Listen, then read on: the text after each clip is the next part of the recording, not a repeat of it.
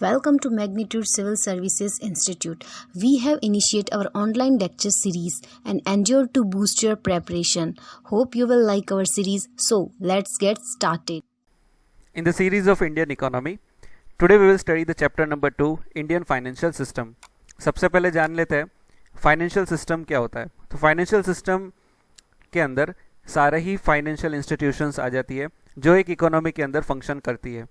ये क्या करती है कि जो सेविंग्स है उसको कलेक्ट करती है और पब्लिक या प्राइवेट सेक्टर्स के अंदर इन्वेस्टमेंट के फॉर्म में पैसा अवेलेबल करती है। ठीक है, यानी कि एक हाथ से पैसा लिया, कलेक्ट किया, सेविंग किया और दूसरी है जिसको लोन वगैरह या इन्वेस्टमेंट के लिए पैसा चाहिए उनको प्रोवाइड कर दिया। इस पूरे सिस्टम को बोलते हैं फाइनेंशियल सिस्टम। दो टाइप का आएगा इसमें, एक मनी मार्केट है और दूसरा कैपिटल मार्केट है। तो मनी मार्केट जो है वो मोर एक्टिव प्लेस है जहाँ पर सरकार या दूसरी सिक्योरिटीज़ बहुत ही छोटे ड्यूरेशन ऑफ टाइम के लिए ट्रेड किया जाता है। यानी कि इंडिया जो है वो बहुत ही एक्टिव है मनी मार्केट के अंदर। होस्ट ऑफ इंस्ट्रूमेंट्स यहाँ पर ट्रेड किया जाता है। इंस्ट्रूमेंट का मतलब यानी कि सपोज मुझे पैसे चाहिए, मैंने एक इंस्ट्रूमेंट साइन किया, ठीक है, एक इंस्ट्रूमेंट बनाया और किसी को बेचा। तो जिसको मैंने बेचा है वो सामने मुझे पैसे प्रोवाइड करेगा और मुझे वो पैसे मिल गए। मैच्योरिटी के समय पर वो मेरे को वापस इंस्ट्रूमेंट देगा और मैं उसको इंटरेस्ट के साथ उसका पैसा लौटा दूंगा। इसको बोलते हैं इंस्ट्रूमेंट। तो यहाँ पर गवर्नमेंट बैंक, म्यूचुअल फंड्स और वेरियस जो लार्ज डोमेस्टिक इंस्टीट्यूशन है जैसे कि इंश्योरेंस कंपनी, ये सब पार्टिसिपेट करते हैं मनी मार्केट के अंदर। तो जनरली ये प्लेस है जहाँ पर सेफ इंस्ट्रूमेंट ट्रेड किया जाता है और शॉर्ट टर्म के लिए होता है मनी मार्केट। अगर लॉन्ग टर्म के लिए जाना है तो कैपिटल मार्केट में जाएंगे। तो कैपिटल मार्केट फाइनेंशियल सिस्टम का एक पार्ट है जहाँ पर कैपिटल रेज किया जाता है शेयर्स, बॉन्ड्स या लॉन्ग टर्म इन्वेस्टमेंट्स से डील करके। तो कैपिटल मार्केट जो है वो कॉम्पैक्ट यूनिट नहीं है, ये हाईली डिसेंट्रलाइज्ड सिस्टम है। तीन मेजर पार्ट इसमें होते हैं, स्टॉक मार्केट, बॉन्ड मार्केट और मनी मार्केट। इसके अंदर भी एक मनी मार्केट आ जाता है अगर शॉर्ट टर्म की बात करते हैं। मनी मार्केट में आपको बैंकिंग, यहाँ पर मनी मार्केट आप बैंकिंग के एग्जांपल से समझिए, यहाँ पर शॉर्ट टर्म लॉन्ग टर्म वाला मनी मार्केट। ये जो है वो exchange of trading existing claims को एक्सचेंज करने के लिए भी काम करती है कैपिटल के in the form of shares. तो शेयर्स भी यहाँ पर जो आप देखते हैं शेयर बाजार है वगैरह वगैरह, वो सब कैपिटल मार्केट का हिस्सा है। ठीक है, तो यहाँ पर देख लीजिए financial market divided in two categories, money market and capital market. Money market वो वहाँ पर आएगा जहाँ पर शॉर्ट टर्म मार्केट चाहिए, या तो शॉर्ट टर्म लोन्स या पैसा चाहिए 1 साल से कम, और लॉन्ग टर्म 1 साल से ज़्यादा जाना है तो लॉन्ग टर्म में जाएंगे, तो कैपिटल मार्केट वहाँ पर मदद करता है। अब कौन कौन से इंस्ट्रूमेंट्स आते हैं मनी मार्केट के अंदर जिसके ज़रिए आप अपना पैसा लेन देन करते हैं। सबसे पहले आता है ट्रेजरी बिल। तो ट्रेजरी बिल एक प्रकार का गवर्नमेंट सिक्योरिटी है, उसको ट्रेजरी बिल भी बोला जाता है। यानी कि अगर आपको किसी इंस्ट्रूमेंट या बॉन्ड्स या शेयर्स में इन्वेस्ट करना है तो ट्रेजरी बिल में कर सकते हैं, सबसे सिक्योर रहता है, शॉर्ट टर्म के लिए रहता है। हाँ, आपको अब क्योंकि सिक्योर है तो वहाँ पर आपको जो ब्याज है वो कम मिलेगा, लेकिन वो सबसे सेफ भी है। फिर आता है सर्टिफिकेट ऑफ डिपॉजिट। तो ये एक प्रकार का टाइम डिपॉजिट है जहाँ पे आप अपना पैसा बैंक के अंदर जमा करते हैं लॉन्ग टर्म के लिए, और वहाँ पर आपको मैच्योरिटी के पीरियड पर एक प्रॉमिस्ड रिटर्न मिलेगा विथ इंटरेस्ट। इसको शेयर सर्टिफिकेट भी बोला जाता है, सर्टिफिकेट ऑफ डिपॉजिट को। क्रेडिट यूनियन के अंदर शेयर सर्टिफिकेट इसको बोला जाता है। तो ये हमेशा आपको इंटरेस्ट अर्न करके देगा रेगुलर सेविंग अकाउंट से भी ज़्यादा। ठीक है, तो एक प्रकार का आप बोल सकते हो एफडी आप बोल सकते हो, टर्म डिपॉजिट बोल सकते हो। फिर आता है कमर्शियल पेपर। तो ये अनसिक्योर्ड है, शॉर्ट टर्म डेट इंस्ट्रूमेंट है। यहाँ पर डेट इंस्ट्रूमेंट का मतलब क्या है कि सपोज कंपनी को अपने कुछ लायबिलिटीज़ या जो खर्चे है उसको फुलफिल करने के लिए थोड़े बहुत पैसे चाहिए शॉर्ट टाइम के लिए, तो वो मार्केट से उठाएगा। तो कैसे उठाएगा? कमर्शियल पेपर को इश्यू करके। कमर्शियल पेपर बाहर निकाला, लोगों ने उसको खरीदा, कंपनी को पैसा मिला, शॉर्ट टर्म के लिए उसका जो रिक्वायरमेंट था फुलफिल करके कमर्शियल पेपर वापस ले लिया और लोगों को पैसा दे दिया ब्याज के साथ। फिर आता है रीपर्चेस एग्रीमेंट्स। इसको रेपो बोला जाता है। ये शॉर्ट टर्म बोरोइंग है जो गवर्नमेंट सिक्योरिटीज़ के अंदर डील करता है, यानी कि गवर्नमेंट सिक्योरिटी को लेन देन करके पैसा आप ले सकते हैं या दे सकते हैं। जैसे कि बैंक जो है वो बॉन्ड सेल करता है दूसरे बैंक को और वापस से पैसा लेता है और बॉन्ड्स वगैरह एक दूसरे को बेचते हैं अपना जो भी खर्चा है या तो पैसा को प्लस माइनस करने के लिए, ठीक है। सपोज एक्स रेट पर बेचा तो वापस जब पैसा देने की बारी आएगी तो इंटरेस्ट के साथ पे करेगा। फिर आता है बैंकर्स एक्सेप्टेंस। तो ये नेगोशिएबल पीस ऑफ पेपर है। इसको आप पोस्ट डेटेड चेक के एग्जाम्पल से भी समझ सकते हैं। यहाँ पर बैंक खुद गारंटी लेता है अकाउंट होल्डर की नाम से, यानी कि आप बैंक बोलता है कि आप इसको पैसा दे दीजिए, इसकी गारंटी मैं लेता हूँ, ठीक है। तो इस एक प्रकार का बैंकर्स एक्सेप्टेंस है। तो ये भी एक तरह का शॉर्ट टर्म डेट इंस्ट्रूमेंट है, सिमिलर टू यूएस का ट्रेजरी बिल, ठीक है। और इसको डिस्काउंट रेट पर ट्रेड किया जाता है, यानी कि सपोज 100 रुपये का एक बैंकर एक्सेप्टेंस है तो उसको 80 रुपये में बेचा जाएगा, ठीक है। और लोग जब वापस उसको क्लेम करने आएंगे तो उनको 100 रुपये वापस दे दिया जाएगा, यानी कि 20 रुपये उनका जो है इंटरेस्ट हुआ, यानी कि लेने वाले को पता है कि मुझे 20 रुपये मिलने वाले, बिकॉज मैंने 80 का पे किया है, रिटर्न देने जाऊंगा तो मुझे 100 मिलेंगे जो MRP के ऊपर है। तो इसको बोलते हैं बैंकर्स एक्सेप्टेंस। कैपिटल मार्केट के अंदर लॉन्ग टर्म के अंदर डेट इंस्ट्रूमेंट्स होते हैं। डेट इंस्ट्रूमेंट मैंने अभी जस्ट रिसेंटली समझाया कि ये पैसा अरेंज करने का एक जरिया है, उसको बोलते हैं डेट इंस्ट्रूमेंट। बिकॉज आपने कुछ बॉन्ड्स वगैरह इश्यू करके पैसा लिया है तो आप डेट में आ गए, यानी कि मार्केट से पैसा लिया उसको आपको वापस चुकाना है। फिर इक्विटी हुआ जिसको कॉमन स्टॉक बोला जाता है, प्रेफरेंस शेयर हुआ, डेरिवेटिव्स हुआ। ये सारे टर्म्स जो है हम लोग कैपिटल मार्केट के वीडियो के अंदर देखेंगे। आगे बढ़ते हैं, फंक्शन ऑफ मनी की यहाँ पर बात करते हैं हम लोग। अब क्योंकि मार्केट है, फाइनेंशियल सिस्टम है, सब कुछ पैसों का लेन देन है, तो पैसों के बारे में आज हम लोग अपने इस वीडियो के अंदर सब कुछ देखेंगे, A to Z जो इवोल्यूशन हुआ है कि पहले पैसा कैसा था, उसके बाद किस तरह से हम लोग जो यूनिट ऑफ मनी है या तो मीडियम ऑफ एक्सचेंज है बदलता हुआ, आज हम लोग कॉइन्स और पेपर करेंसी के ऊपर आ गए, क्रेडिट कार्ड आ गया, बिटकॉइन आ गया, तो उन सब की डिटेल देखेंगे। फंक्शन ऑफ मनी, तो जो फर्स्ट एंड फॉरमोस्ट रोल है मनी का वो है मीडियम ऑफ एक्सचेंज। बार्टर में एक्सचेंज थोड़ी डिफिकल्ट थी बिकॉज लार्ज इकोनॉमी के अंदर हाई कॉस्ट पीपल जो है वो अलग अलग चीज़ें देखते हैं। यानी कि सपोज बार्टर सिस्टम में क्या होता है, मुझे गेहूं बेचकर अपना सामने टमाटर खरीदना है, तो मुझे मुश्किल हो जाएगी कि टमाटर किसके पास टमाटर अवेलेबल होंगे और उसको गेहूं भी चाहिए। तो ये सारी डिफिकल्टीज आती है एक लार्ज इकोनॉमी के अंदर, ठीक है। ये डिटेल में हम देखेंगे आगे। लिक्विडिटी समझ लीजिए क्या होता है। तो मनी के पास लिक्विडिटी पावर है। यहाँ पर मनी कोई भी फॉर्म में कन्वर्ट हो सकता है। सपोज आपको रिस्ट वॉच खरीदनी है, आपके पास 500 रुपये है, 500 रुपये दिए रिस्ट वॉच हो गई, तो यानी आपका 500 रुपये जो है वो कन्वर्ट हो गया रिस्ट वॉच के अंदर। सिमिलरली बार्टर सिस्टम में क्या होता है, कई सारी डेफिशिएंसीज है। It is difficult to carry out one's wealth under the barter system, जैसे कि राइस, पेरिशेबल गुड्स, ठीक है। सपोज आप गेहूं के बदले एप्पल ले रहे हो तो ये पेरिशेबल है, अगर सही समय पर इसको एक्सचेंज नहीं किया तो ये खराब हो जाएगा और इसका बाद में कोई वैल्यू नहीं होगा। ये ओल्ड मेथड ऑफ एक्सचेंज है। ये सिस्टम कई सारी सदियों से यूज़ की गई है, ठीक है। Before the money was invented, people जो है वो सर्विस या गुड को एक्सचेंज करते हैं, सर्विस या गुड्स इन रिटर्न पाने के लिए। सपोज यहाँ पर बकेट ऑफ एप्पल है और सामने ये चिकन खरीद रहा है, हैन खरीद रहा है, ठीक है। अब definition and function of money देख लेते हैं, और उसके अंदर सबसे पहले हम देखते हैं कि बार्टर सिस्टम का एडवांटेज क्या था पहले के ज़माने में। तो ये सबसे सिंपल था, कॉम्प्लेक्सिटी नहीं थी। जो मॉडर्न मॉनेटरी सिस्टम के अंदर कॉम्प्लेक्सिटी है कि भाई रेपो रेट, ये वो, इंटरेस्ट, ब्याज वगैरह वगैरह। यहाँ पर कोई भी ओवर प्रोडक्शन अंडर प्रोडक्शन का सवाल नहीं आता था, ना ही कोई इंटरनेशनल ट्रेड के प्रॉब्लम्स हुआ करते थे, जैसे कि आज के ज़माने में फॉरेन एक्सचेंज क्राइसिस हो गया, बैलेंस ऑफ पेमेंट एडवर्स हो गया। तो ये सब बार्टर सिस्टम में नहीं हुआ करता था, और वहाँ पे कोई भी प्रॉब्लम नहीं था बार्टर सिस्टम के अंदर, बिकॉज अभी यहाँ पर क्या हो रही है, कंसंट्रेशन ऑफ इकोनॉमिक पावर, यानी कि अमीर अमीर हो रहा है, गरीब गरीब बनता जा रहा है। तो यहाँ पर जो प्रोड्यूस कर रहा है वो अमीर है, जो नहीं कर रहा वो गरीब है, यानी कि आपकी अमीरी आपके प्रोडक्शन के ऊपर है। तो यहाँ पर कंसंट्रेशन ऑफ इकोनॉमिक पावर नहीं हुआ करता था। अब डिफिकल्टीज भी है, जहाँ पर प्रॉस है वहाँ पर कॉन्स भी होगा, जहाँ पर कॉन्स है वहाँ पर कुछ प्रॉस भी होंगे। तो डिफ़िकल्टी क्या है कि lack of double coincidence of wants. जैसे मैंने बताया कि अगर आपको आपने गेहूं देने हैं और आपको टमाटर लेना है, तो ऐसे आदमी को ढूंढना पड़ेगा जिसको गेहूं चाहिए और उसके पास टमाटर भी अवेलेबल हो, तो ये काफ़ी मुश्किल हो जाता था। कॉमन मेजर नहीं था वैल्यू का, कि ये वैल्यू का मेजरमेंट कैसे करेंगे, वो एक कॉमन वेरिएबल नहीं था उस समय पर।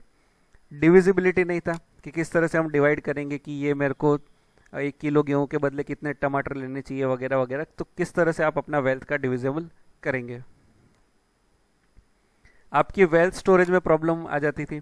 अगर पेरिशेबल गुड है तो वो खराब हो जाता है, स्टोर कहाँ पे करें, सपोज ज़्यादा माल है तो कहाँ पे उसको स्टोर करके रखे, चोरी होने का डर वगैरह वगैरह। डिफर्ड पेमेंट में डिफिकल्टी आ जाती थी।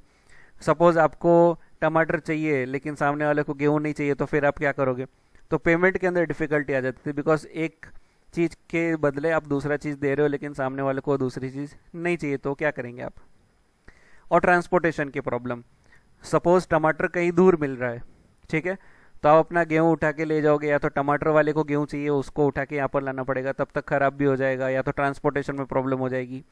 तो ये सारी प्रॉब्लम्स बार्टर सिस्टम में थी। अब मनी का इवोल्यूशन देखते हैं। तो 18th सेंचुरी के फर्स्ट हाफ तक जो मीडियम ऑफ एक्सचेंज था वो गुड्स था, जैसे कि मेटल का यूज होना, पर्टिकुलरली गोल्ड और सिल्वर। पेपर मनी जो है वो इंट्रोड्यूस हुआ एक ऑर्गेनाइज्ड मैनर के अंदर फर्स्ट टाइम अराउंड 1750s के दौरान। 1750s से 1930 तक गोल्ड और सिल्वर भी प्रोमिनेंटली यूज्ड हुआ था, और पेपर करेंसी भी धीरे धीरे अलग अलग जगह पर यूज होना शुरू हुआ था। लेकिन क्यों गोल्ड और सिल्वर उस जमाने पर भी, यानी कि जब पेपर करेंसी था तो भी प्रोमिनेंट था, कई सारे कारण थे। क्योंकि गोल्ड और सिल्वर जो थे वाइडली एक्सेप्टेड थे मॉनेटरी ट्रांजैक्शन के लिए, जैसे कि अगर आपको कुछ खरीदना हो, बेचना हो, बोरो करना हो, लेंडिंग करना हो, या अपने वेल्थ को स्टोर करना हो। इसकी सप्लाई लिमिटेड थी, ये ड्यूरेबल था, नॉन पेरिशेबल था, यानी कि आपके पास पड़ा होगा तो ख़राब नहीं होगा। और फोर्थ, जो गोल्ड एंड सिल्वर है वो इजीली डिवाइड होता है मॉनेटरी यूनिट के अंदर, यानी कि सपोज इतना ग्राम, इतना तोला सोना दिया, सामने इतनी चीज़ ले ली। नीचे फिगर देख लीजिए। सबसे पहला बार्टर सिस्टम जहाँ पे यूटिलिटी का एक्सचेंज होता है, फिर मेंटल काउंटिंग आया जो सब्जेक्टिव लेजर था, फिर फिजिकल ऑब्जेक्ट्स को यूज़ किया गया, जैसे कि यहाँ पे शेल हुआ, सी शेल हुआ, फिर किसी ने कुछ कुल्हाड़ी वगैरह वगैरह अलग अलग ऑब्जेक्ट्स को क्या किया, यूज़ किया एक मीडियम ऑफ एक्सचेंज के लिए, जहाँ पर जो ट्रोपोग्राफी या जिस एनवायरनमेंट के अंदर जो चीज़ इंपॉर्टेंट होती है, सपोज कोस्टल एरिया में फिश हुक हुआ, ये शेल्स हुए, तो उनके लिए इंपॉर्टेंट चीज़ है वहाँ, बिकॉज लोकेलिटी में वो मिल जाती है। तो इस प्रकार से फिर गोल्ड कॉइन आए जिसको यूनिवर्सल लेजर बोला जाता है, बिकॉज सब जगह एक्सेप्ट हुआ करता था पूरे वर्ल्ड में। फिर पेपर करेंसी है जिसको फियाट मनी भी बोला जाता है। फिर ऑनलाइन बैंकिंग आया, डिजिटल रिप्रेजेंटेशन आया, फिर कॉर्पोरेट टोकन्स आए, डिजिटल मनी आए, अलग अलग प्रीपेड कार्ड, टोकन कार्ड वगैरह वगैरह। और फाइनली बिटकॉइन हमने देखा पिछले 2-3 साल पहले न्यूज़ में काफ़ी था। ये डिसेंट्रलाइज्ड डिजिटल मनी है। ओल्ड फॉर्म ऑफ मनी देख लीजिए कि किस किस प्रकार के सिक्के, कॉइन्स या जो रिप्रेजेंटेशन कॉइन हुआ करते थे पहले के ज़माने में। ये जो उसके ऊपर फोटो वगैरह बनी हुई है वो दिखाता था कि ये किस एम्पायर की या किस एम्परर का करेंसी है, कौन से राज्य की करेंसी है ये। अब इवोल्यूशन और उसका डेवलपमेंट ऑफ मनी। पहला आता है एनिमल मनी। एंशिएंट इंडिया के अंदर वेदा के अकॉर्डिंगली गोधन हुआ करता था, यानी कि जिसके पास ज़्यादा गाय वो ज़्यादा धनवान, और गाय को एक पैसों के रूप में एक्सेप्ट किया जाता था, गाय को एक्सचेंज किया जाता था। रोमन में भी up to 4th century BC cow और शिप को ऑफिशियली रिकॉग्नाइज किया गया था as a money, tax collection के लिए और फाइन्स चार्ज करने के लिए। फिर आता है कॉमोडिटी मनी। कई सारे देशों के अंदर कॉमोडिटी को यूज़ किया गया, जैसे कि बोज, एरो, एनिमल का skin, shell, precious stones, rice, tea वगैरह वगैरह। तो इनका सिलेक्शन भी डिपेंड करता है कई सारे फैक्टर के ऊपर, कि कम्युनिटी की लोकेशन कहाँ पर है, क्लाइमेट क्या है उस रीजन का, कल्चरल इकोनॉमिक डेवलपमेंट क्या है सोसाइटी का वहाँ पर। जैसे कि अगर कोई कम्युनिटी सी शोर के पास रहती है तो ये लोग शेल्स, फिश हुक, इन सब को चूज करते हैं एज अ मनी, बिकॉज इनको वहाँ पर ये सब की ज़्यादा ज़रूरत पड़ती है। फिर आता है मेटेलिक मनी, अनकॉइंड मेटल या कॉइन्स। तो सोसाइटी जैसे जैसे ग्रो हुई पेस्टोरल से कमर्शियल स्टेज के अंदर, तो मनी का जो कंपोजिशन है वो भी बदला, यानी कि एनिमल और कमोडिटी से मेटालिक मनी के ऊपर आए। गोल्ड और सिल्वर मेनली यूज हुआ था मनी के तौर पर। फिर आता है पेपर करेंसी। इनिशियली जो पेपर रिसिप्ट है वो मेटेलिक करेंसी के अगेंस्ट में यूज किया जाता था मर्चेंट्स के द्वारा, ताकि वो सेफली एक जगह से दूसरी जगह ले जा सके और चोरी का मामला ना हो। सपोज एक एग्रीमेंट लिख दिया कि ये इतने पैसे है, एक जगह से उठाकर वो पेपर वहाँ पर दे दिया और उस एरिया के अंदर उस पेपर के अगेंस्ट में विड्रॉ कर दिया वापस मनी, और जिसको पेमेंट करना था कर दिया, ताकि बीच में कोई चोरी वगैरह का डर ना हो, सेफली सिक्योर पहुंच जाए। उसके बाद जैसे जैसे मेटल्स की स्कैरसिटी हुई, कमी हुई, तो कन्वर्टेबल पेपर करेंसी का उपयोग बढ़ गया। यानी कि पेपर करेंसी जो है वो इजीली कन्वर्ट हुआ करता था मेटल से और मेटल पेपर करेंसी से। उसके बाद जो पेपर करेंसी है डेवलप हुआ फियाट मनी के अंदर, यानी कि paper not convertible into metal, यानी कि सिर्फ फियाट मनी यानी कि पेपर करेंसी ही चलेगा। फिर आता है क्रेडिट मनी। तो मेनली जो चेक इश्यू किया जाता है डिमांड डिपॉजिट के अगेंस्ट में, चेक्स, डीडी वगैरह, ये सब क्या है? Credit money. फिर नियर मनी। तो रिसेंट डे में जो नियर मनी है वो एक्सेप्ट किया गया एज अ मनी, बिकॉज ये प्रोवाइड करती है मेजर फंक्शन ऑफ मनी। और यहाँ पर इसके एग्जाम्पल दिए हुए ताकि आपको इजीली समझ में आए, जैसे कि bills of exchange, treasury bills, bonds, debentures, saving certificates, ये सब क्या है? नियर मनी है। फिर टाइप्स ऑफ मनी देख लेते हैं, इवोल्यूशन देख लिया। अब टाइप्स, पहला आएगा मेटालिक। मेटालिक के अंदर भी पहला आएगा स्टैंडर्ड मनी। स्टैंडर्ड मनी यानी कि अगर फेस वैल्यू इक्वल है इंट्रिंसिक वैल्यू से। सपोज ये कॉइन बना है, इसके ऊपर फेस वैल्यू है 1 रुपया, अगर ये मेटल जिससे ये बना है उसका खर्चा भी 1 रुपये का है, यानी कि उसकी इंट्रिंसिक वैल्यू जो इसकी वैल्यू लिखी है फेस के ऊपर, वो दोनों इक्वल है, तो वो है स्टैंडर्ड मनी। इसको फुल्ड बॉडी कॉइन भी बोला जाता है। फिर आता है टोकन कॉइन्स। टोकन कॉइन में क्या होता है? फेस वैल्यू बड़ी होती है इंट्रिंसिक वैल्यू से। सपोज ये कॉइन बना है 2-3 रुपए में, लेकिन छाप हुई है यहाँ पर 20 रुपए की, तो फेस वैल्यू ज़्यादा है, इंट्रिंसिक वैल्यू कम है, तो इसको रिप्रेजेंटेटिव कॉइन भी बोला जाता है। फिर आता है सब्सिडरी मनी। सब्सिडरी मनी यानी कि ट्रांजैक्शन के अंदर जहाँ पर 1 रुपये से नीचे जो वाले जो कॉइन है, 50 पैसे, 12 आना, 25 पैसे वगैरह वगैरह, तो इन सबको बोला जाता है सब्सिडरी मनी। दूसरा टाइप है पेपर करेंसी। पेपर करेंसी में सबसे पहले आता है रिप्रेजेंटेटिव पेपर मनी। यहाँ पर 100% banking of gold and silver है इसके पास, और इसको रिप्रेजेंटेटिव मनी बोला जाता है। यानी कि एक गोल्ड पेपर बॉन्ड इश्यू कर दिया कि आपका सोना रखा, और ये पेपर लिख दिया हमने बॉन्ड बना के कि आपका सोना हमारे पास है, ये पेपर आप ले लीजिए, और आपका सोना हमारे पास पड़ा जब आप मैच्योरिटी पीरियड के लिए आएंगे तो हम ब्याज के साथ आपका सोना दे देंगे। तो इस प्रकार की गारंटी को बोला जाता है रिप्रेजेंटेटिव पेपर मनी। वो कन्वर्टेबल हो सकता है, इनकन्वर्टेबल हो सकता है। अगर 100% से भी कम बैकिंग है लेकिन अभी भी वो करेंसी जो है कन्वर्टेबल होता है गोल्ड ऑन डिमांड, तो उसको बोलता है कन्वर्टेबल, कि हाँ ये दे दिया, गोल्ड ले लिया, बात खत्म। इनकन्वर्टेबल यानी कि फिड्यूशियरी मनी, जो मौजूदा बैंक नोट्स है उसको बोला जाता है, वो सब इस कैटेगरी के अंदर आती है। इनका 100% बैकिंग नहीं होता कि भाई इजीली कन्वर्ट हो जाए गोल्ड में, ऑन डिमांड इसको खरीदना पड़ता है, अवेलेबिलिटी देखनी पड़ती है, सरकार के लॉज इसको सपोर्ट करती है, और इसको फियाट मनी भी बोला जाता है। फिर आता है क्रेडिट मनी। चेक, ड्राफ्ट, ये सब इस कैटेगरी के अंदर आता है। ये लीगल टेंडर नहीं है, यानी कि आप किसी के दुकान में जाकर कुछ की चीज़ खरीद कर चेक दे दोगे तो वो इजीली एक्सेप्ट नहीं करेगा, but present day economic transaction में ये काफ़ी यूज़ किया जाता है। चीप मनी, जब money low rate of interest में अवेलेबल होता है, सपोज आपको लोन क्रेडिट वगैरह लेना है, लो इंटरेस्ट रेट पर अवेलेबल होगा, तो उसको बोला जाता है चीप मनी, जब सेंट्रल बैंक अपने ब्याज दर कम करती है, यानी कि आरबीआई। डियर मनी, जब money high rate of interest पर मिलता है, यानी कि एक्सपेंसिव टू बोरो, अगर आपको लोन लेनी हो तो ब्याज दर ज़्यादा होगा, तो उसको बोला जाता है डियर मनी। फिर आता है हॉट मनी, जो फंड है वो इन्वेस्टर्स के द्वारा कंट्रोल किया जाता है शॉर्ट टर्म रिटर्न्स के लिए, यानी कि शॉर्ट टर्म में ज़्यादा ब्याज कमाने के लिए जो अलग अलग अपॉर्चुनिटीज़ इन्वेस्टर ढूंढता है उसको बोला जाता है हॉट मनी, यानी कि पैसा इंस्टेंटली यहाँ पर इन्वेस्ट हुआ और तुरंत ही कमा के निकल गया। हॉट मनी एक सर्टिफिकेट ऑफ डिपॉजिट भी बोला जाता है। एग्जाम्पल है फॉरेन इन्वेस्टर आते हैं अपने इंडियन शेयर मार्केट के अंदर, या तो हमारे Indian investor foreign share market के अंदर जाता है, कोई शेयर खरीदता है, फटाफट प्रॉफिट मिला, उसको बेचकर वापस रिटर्न, उसको बोला जाता है हॉट मनी, आया और गया। फिर प्लास्टिक मनी, इसको हार्ड प्लास्टिक कार्ड भी बोला जाता है। हम लोग एवरीडे यूज़ इसको लेते हैं, ठीक है, एक्चुअल बैंक नोट्स के ऑल्टरनेटिव में। कई सारे फॉर्म्स में आते हैं जिसको हम cash cards, credit cards, debit cards, prepaid cards और स्टोर कार्ड्स के नाम पर जानते हैं। फिर है वर्चुअल मनी, ये डिजिटल करेंसी है, ये इंटरनेट के द्वारा यूज़ किया जाता है, डिजिटल रिप्रेजेंटेशन है वैल्यू का, ठीक है। ये इश्यूड और कंट्रोल किया जाता है डेवलपर्स के द्वारा और वाइडली एक्सेप्टेड है वर्चुअल कम्युनिटी के अंदर अंदर। एग्जांपल है बिटकॉइन, एक डिजिटल करेंसी है, क्रिप्टो करेंसी है।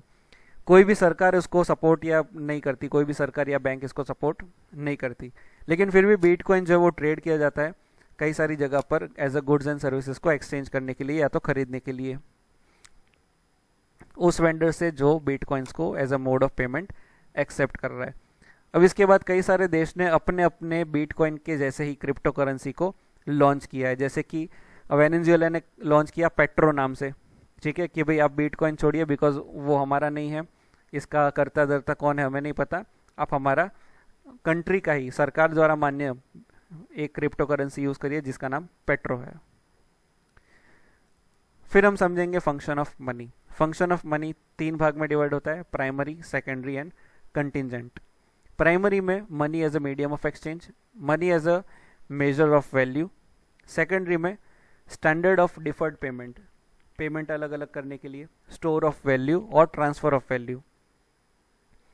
अंत में आता है कंटिजेंट फंक्शन, बिकॉज जैसे कि यहाँ पर बेसिक ऑफ क्रेडिट है, तो कंटिजेंट फंक्शन में देख ले थोड़ा सामाजिक आ जाता है, सोशल आ जाता है कि भाई एक क्रेडिट का बेस है, किसी को पैसा देना हो तो मनी एक जरिया है। सपोज आपसे कोई उधार लेने आता है तो आप उसको गेहूँ वगैरह नहीं दे देंगे, उसको आप पैसा देंगे, तो वो बेसिक ऑफ क्रेडिट है, लोन देने का एक जरिया है।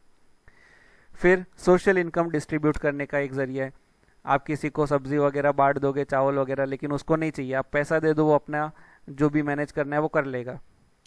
एक जनरल फॉर्म ऑफ कैपिटल भी है, जिसके पास पैसा उसको कैपिटल बोला जाता है कि भाई मेरे पास इतना कैपिटल है, और मैक्सिमम बेनिफिट कोई कमाएगा तो मनी के फॉर्म में कमाएगा। अब बाकी जो है यहाँ पर प्राइमरी और सेकेंडरी के अंदर, उसको हम लोग एक एक करके समझते हैं। फंक्शन ऑफ मनी, जो डेफिनेशन है मनी का, is anything that serves as a medium of exchange, unit of account या store of value. That is why throughout the history money ने कई सारे फॉर्म्स लिए हैं, जैसे कि प्रीशियस मेटल का, फर का, इवन सिगरेट का। तो money of function of money जो है वो डेफिनेशन ऑफ मनी से काफ़ी क्लोजली रिलेट है। आगे देखते हैं। पहला फंक्शन है money as a medium of exchange. If one of societies goal is to expand the number of transaction, अगर किसी सोसाइटी का गोल है कि वो नंबर ऑफ ट्रांजेक्शन एक्सटेंड करना है, तो फंक्शन ऑफ जो मीडियम ऑफ एक्सचेंज है वो काफ़ी इंपॉर्टेंट बन जाता है। मीडियम ऑफ एक्सचेंज का मतलब है कि मनी वाइडली एक्सेप्ट किया जाएगा मीडियम ऑफ एक्सचेंज के जरिए, यानी कि अगर आपको गुड्स एंड सर्विसेज खरीदना है तो मनी से आप खरीद सकते हैं और बेच सकते हैं। ये स्टिमुलेट करता है और इंक्रीज करता है ट्रेड को, बिकॉज ये इजी मेथड ऑफ एक्सचेंज है। जब कॉइन्स और करेंसी आई वो स्मॉल और पोर्टेबल थी। मनी एक इफेक्टिव मीडियम ऑफ एक्सचेंज है और ये यूजफुल फीचर है, मेक्स बार्टरिंग अननेसेसरी, बार्टरिंग वगैरह को अननेसेसरी करवाता है और मनी एक इजी वे ऑफ एक्सचेंज बनकर आता है। फिर money as a unit of account, ये फंक्शन जो है मनी का, ये प्रोवाइड करता है common measurement of the relative value of goods, कि आपके गुड्स या सर्विसेज की रिलेटिव वैल्यू क्या होगी, तो उसके लिए एक कॉमन मेजरमेंट है, एक यूनिट कॉमन है जिसका नाम है पैसा। एग्जाम्पल देखते हैं कि फार्मर को कैसे पता चलेगा कि कितने कॉर्न्स के बुशल्स उसको चाहिए कोई पर्टिकुलर टूल खरीदने के लिए हार्डवेयर स्टोर से, तो वो यूनिट देगा मनी, कि मेरे को इतना बुशल्स बेचूंगा, इतने पैसे आएंगे, उस पैसों से मैं इतना टूल्स खरीदूंगा। सरकार कैसे डिसाइड करेगी कि कितना टैक्स किस तरह से कलेक्ट करना है? अब सरकार गाय वगैरह तो खरीद के अपना टैक्स कलेक्शन नहीं करेगी, तो मनी को एक एज ए यूनिट बनाया, ठीक है। खर्च करने का भी एक फैसिलिटी दे रहा है आपको, एक यूनिट ऑफ अकाउंट है मनी। तीसरा फंक्शन है money as a store of value.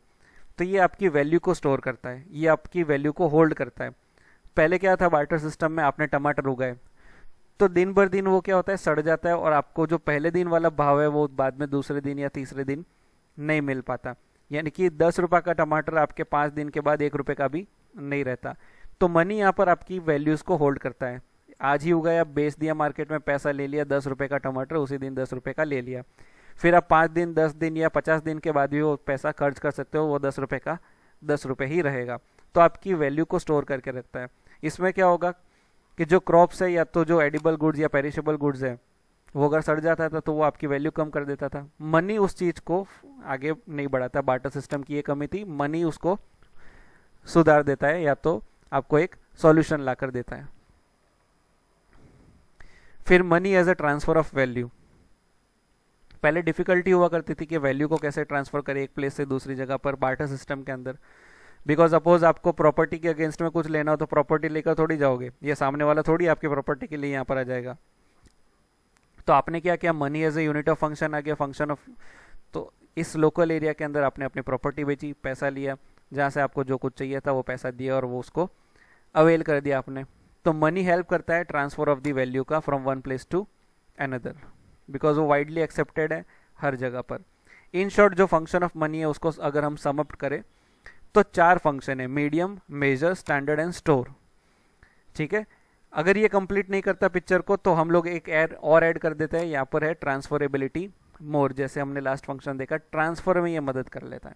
ठीक है, तो आज के इस चैप्टर के अंदर हमने मनी के बारे में देख लिया और फाइनेंशियल सिस्टम का जो भी कैरेक्टर डिविजिबिलिटी है कि भाई शॉर्ट टर्म है और लॉन्ग टर्म है। 1 साल के अंदर तो शॉर्ट टर्म, 1 साल के ऊपर तो लॉन्ग टर्म। शॉर्ट टर्म को मनी मार्केट बोला जाता है, लॉन्ग टर्म को कैपिटल मार्केट। और उसके बाद मनी का इवोल्यूशन, फंक्शंस और अलग अलग टाइप्स आज के इस वीडियो सीरीज के अंदर देख लिया।